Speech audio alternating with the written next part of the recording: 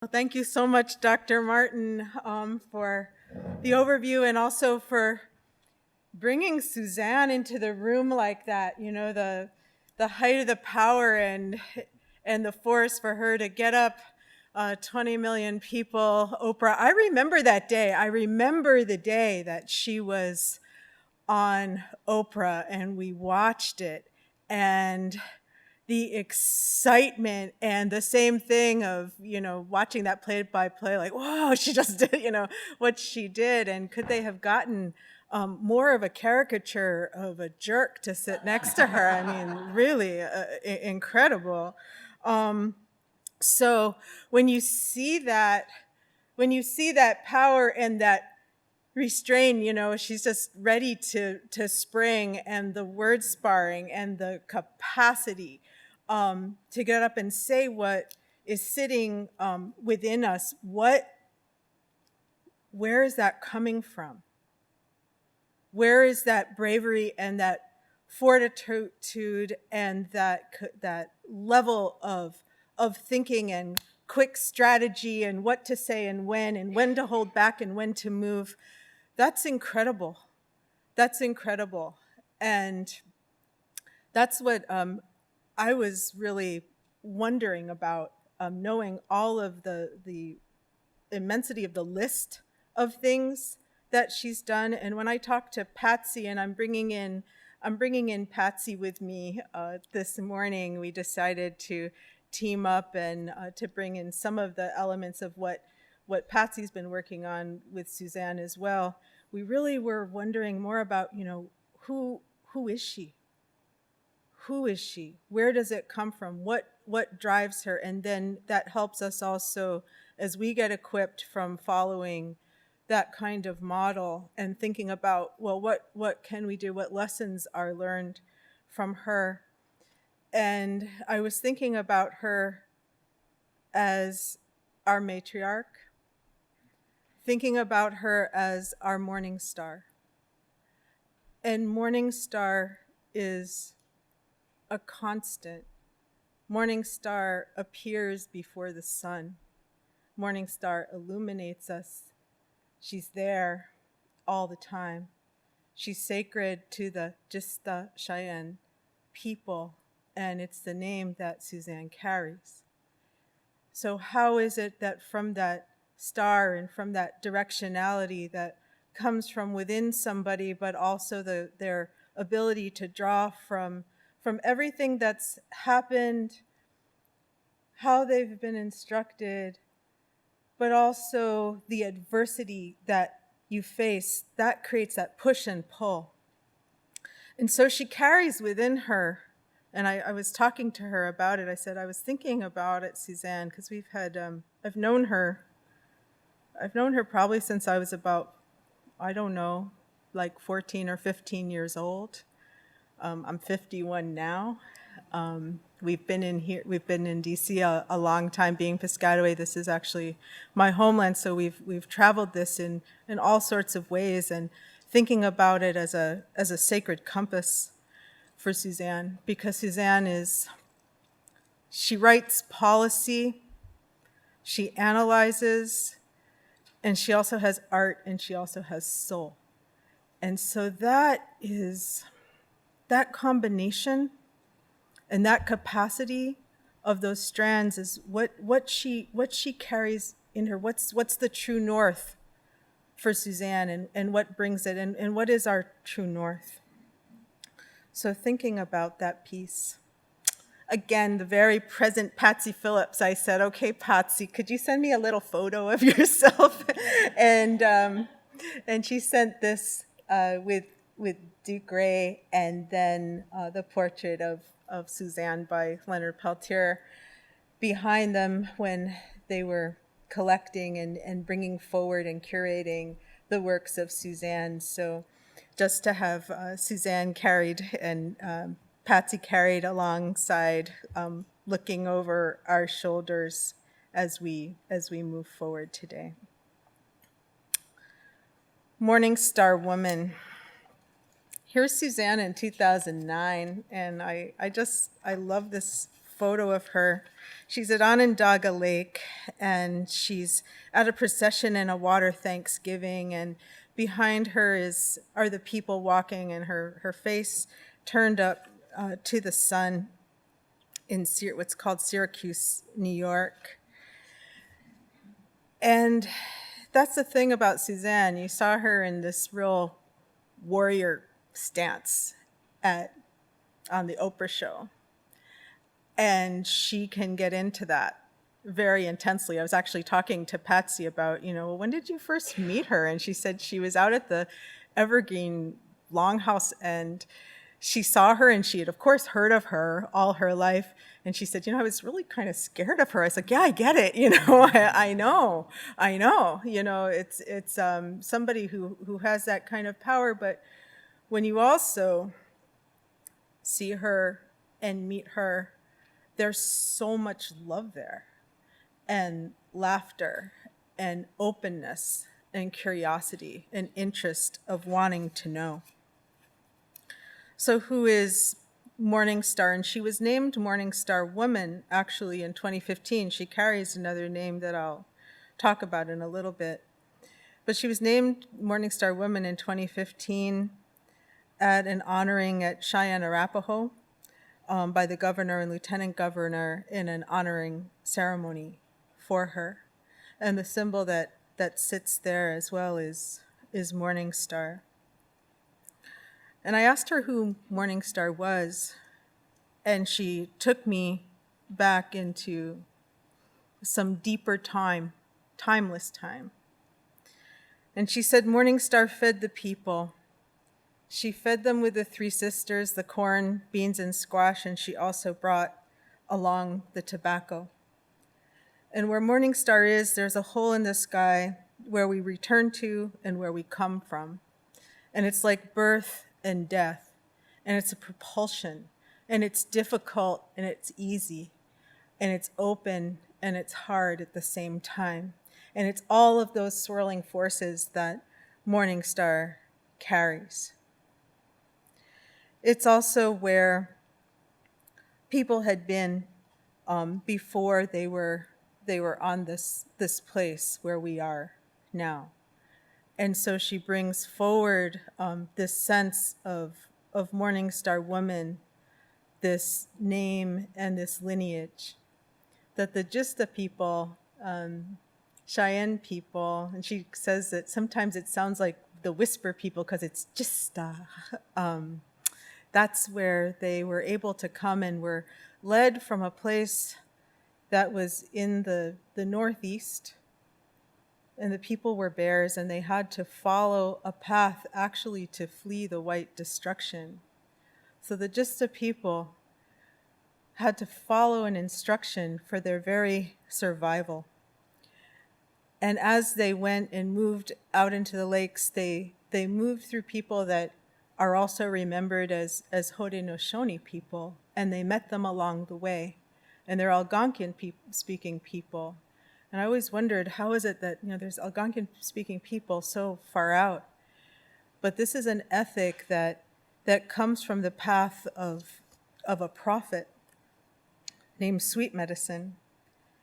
And he was able to transform. He transformed into a butterfly, a dragonfly, a kit fox, and a hawk, and he ordered and reordered the society, and so that everyone was able to follow those commands and remain free for a very long time. And that's a sense of the Gista people, is to be also a friendly people, a people who are able to break camp and move quickly, to understand what needs to be done and move as a whole.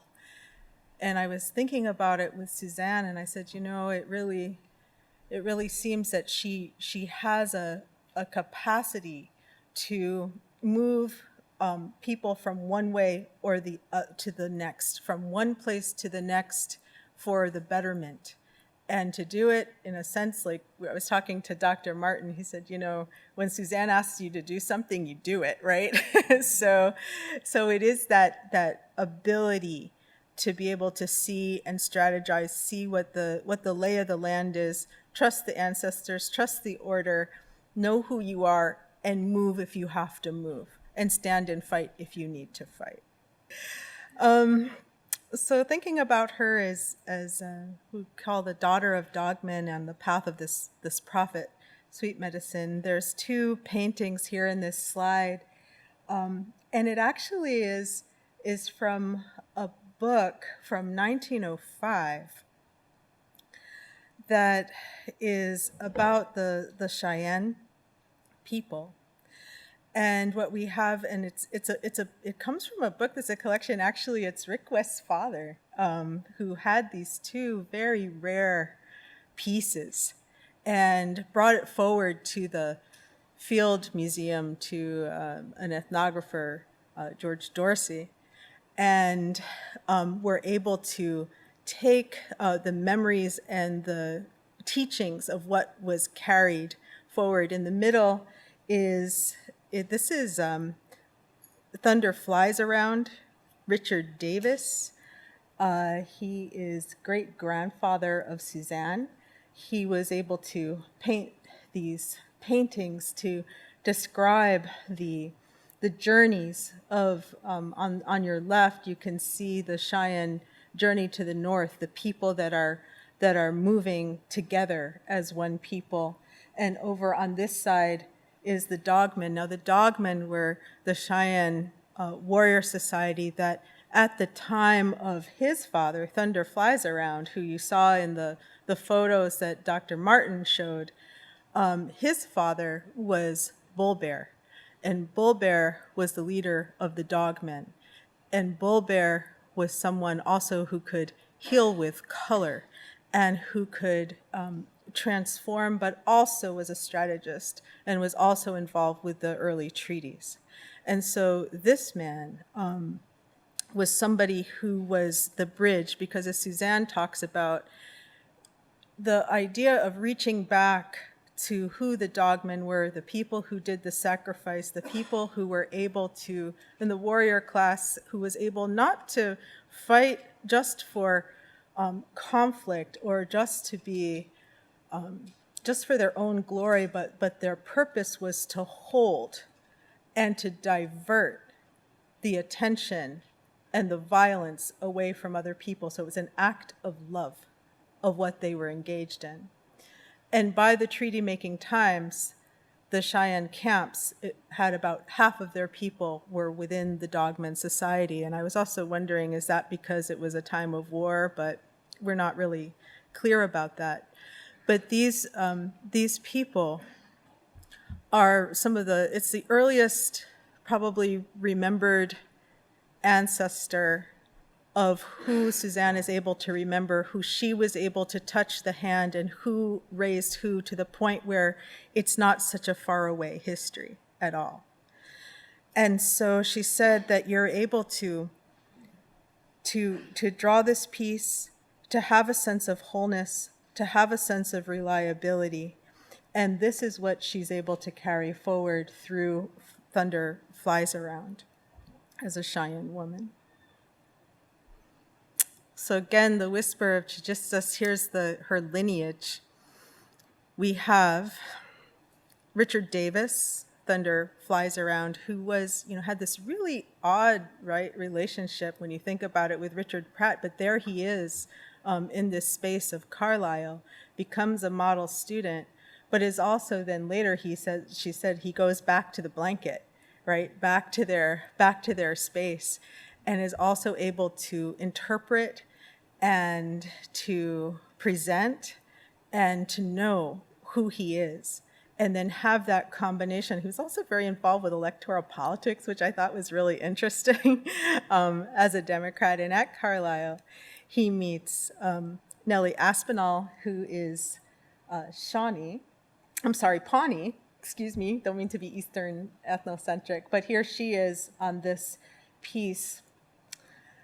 And they have a daughter named Rashenda, who is named for Richard Pratt, which is very interesting.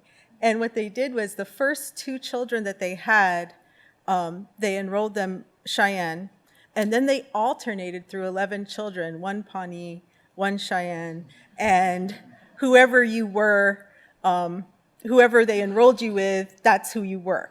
And so the ones who are enrolled Pawnee, stay Pawnee. The ones who get enrolled Cheyenne, stay Cheyenne. Don't ask any questions. I mean, I guess, I was thinking, wow, that's like this mindset, right? Like, don't ask, just do it. And I thought, wow, what an amazing way to populate two nations in one place going back into Oklahoma. So coming from that trace, I love this picture of Grandma Moon because these are the times they're the times when you weren't supposed to remember who you are. You're supposed to be erased. You're supposed to just go and be a household servant or working in the homes of white families.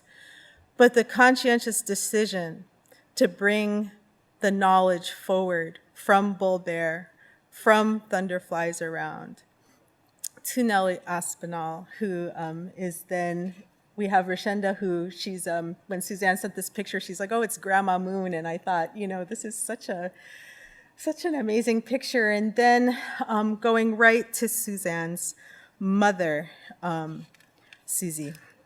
And that's her holding Suzanne as a baby.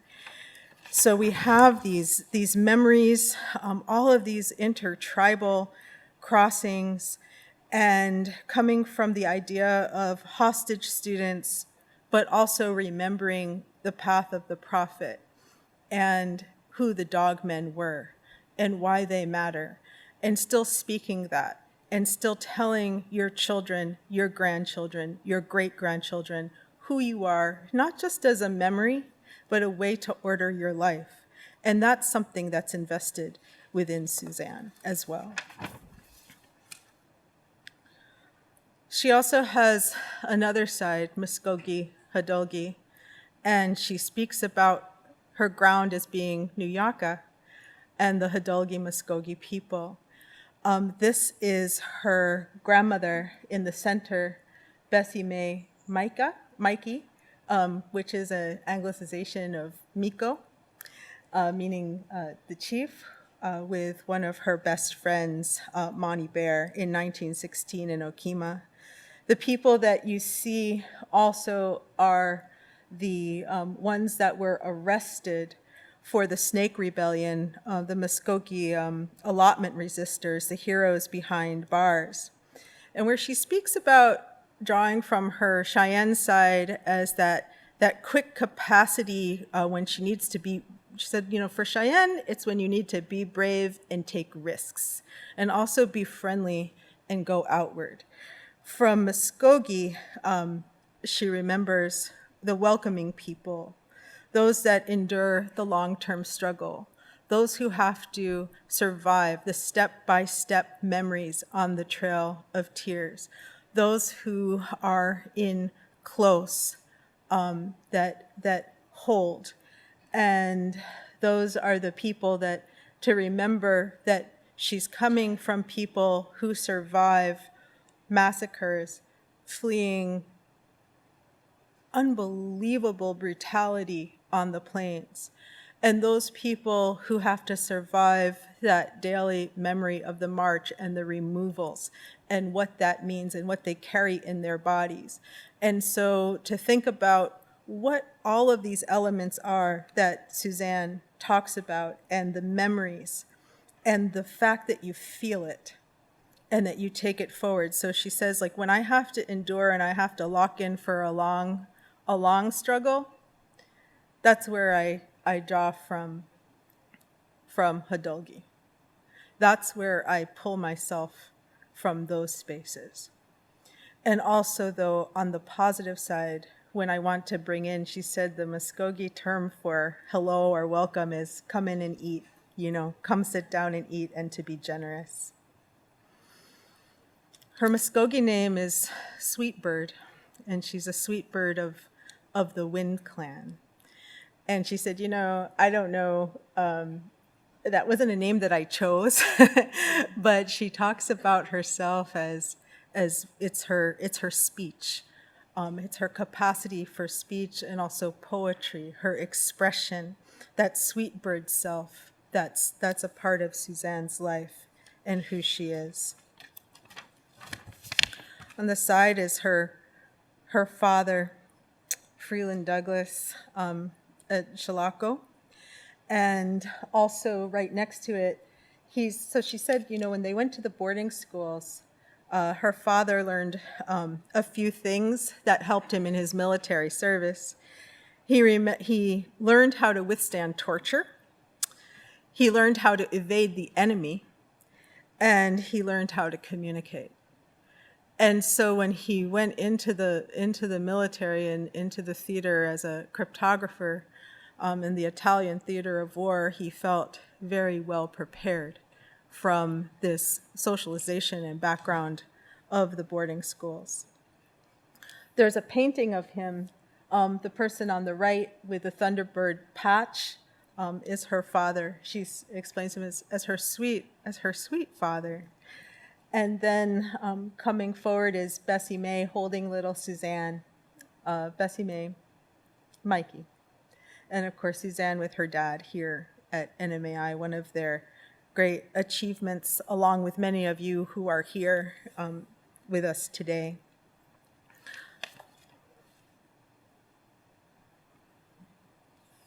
And she says, I wasn't socialized to be oppressed. And some insights from her parents, and these are her parents on the side holding her at the Newton Camp House.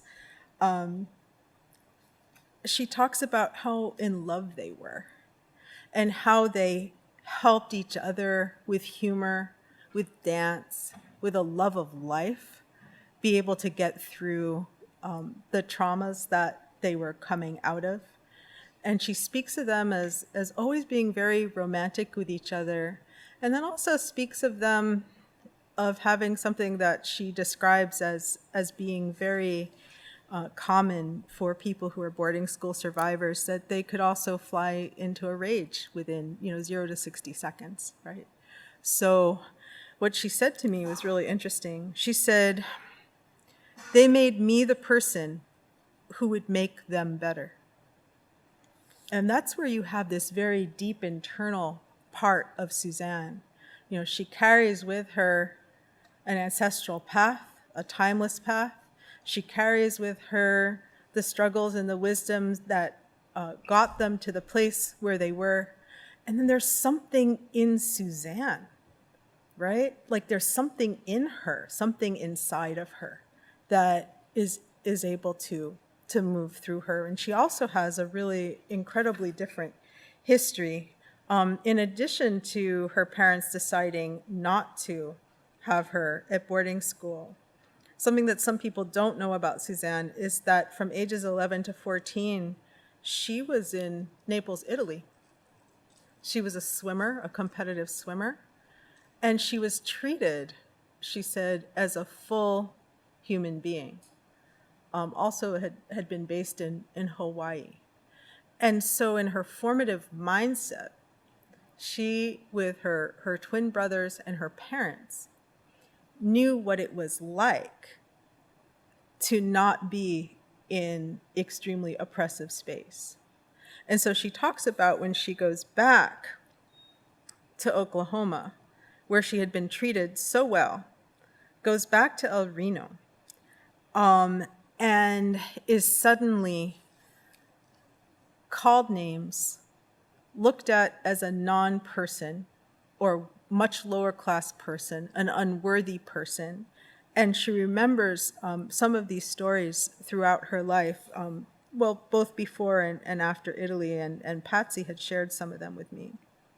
She talks about when she and her grandfather are in a department store, and she's 5 years old, and he picks up a garment to show her, and a sales clerk comes over and just lashes out at them for the grandfather for picking up a garment. I think it was a bra, something to mention, and just says, "You filthy redskin," to her and her grandfather, and how she carried this shame from that. And then in the second grade, she challenges the teacher about Little Bighorn because, it's really interesting is that Suzanne knows her facts, like she knew them. I mean, this is not just somebody who went and explored. I mean, she's always learning and always interested, but this is something from within her family that she is taught all of her life, exactly who she is and what she needs to know.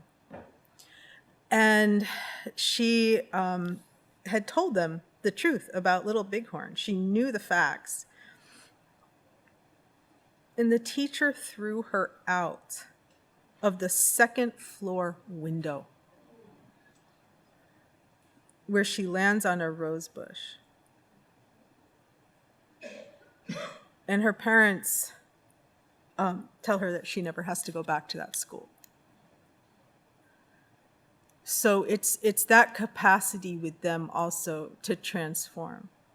But to think of taking a child and throwing her out of a window for speaking the truth. And these are the marks that stay with somebody. And so when you look at her, I see her with this character and this confidence. That's the kind of thing that could make somebody go silent for a very long time and make you never want to speak again. But she has a family that carries her through and takes her into places. This is her coming back on the boat from Italy. And knowing who she is and being grounded in that, but also not being afraid of the world. I had also asked her about, how do you, not get scared? Like, how do you feel like that you made a right decision? And she said, first of all, I surround myself with people who I'd want to go into war with and who I'd want to be in peace with, not just one or the other. And the other is that the deep trust that she has in her ancestors, that those spirits would not let her fail, that she knows that they will keep her strong and uplifted, and they won't let her get hurt. That's like a level of confidence that she carries with her, that you have to not be foolhardy, right? And when I was asking her, I said, well, do you ever consider yourself to be a dog soldier, someone who has sacrificed? She said, no. She said, I feel protected because so many have sacrificed for me to be here. So many of my ancestors have sacrificed for me. And those are the pieces that really go through. I just wanted to show you, this is a photo of her and her, this is a photo of her father's biological mother. Actually, her father's mother and biological father, a white man, who took over the papers of allotment and tried to, this looks like a loving piece, but he's actually kind of, you can see he's kind of like pressing on her. And he had tried to take this is her father's mother's allotment, and luckily they were able to get away from him. But this is the kind of violence that the ancestors who reached through time, the dress of the young girl with the bullet hole in the belly that she saw in the museum and really, really inspired her to move forward. And then looking into how to guide new generations. So here she is with her beloved Frank Gray, little Duke, at the United Nations going forward. So these are the pieces that keep us moving, I think. It's our children or new generations, and that's why we're here. That's why she wanted to have this piece, so that these teachings could move forward. So with that, I'm going to close and thank you, and maybe we have a few minutes to talk. We don't have time. All right, so we need to close it, but I did want to take I did want to take through and include Patsy's work as well. So I took a little bit longer, even though I'm moderating, but wanted to share those stories from Patsy as well. So thank you, and we're going to take a break, and then we will reconvene at 10:30. All right, thank you.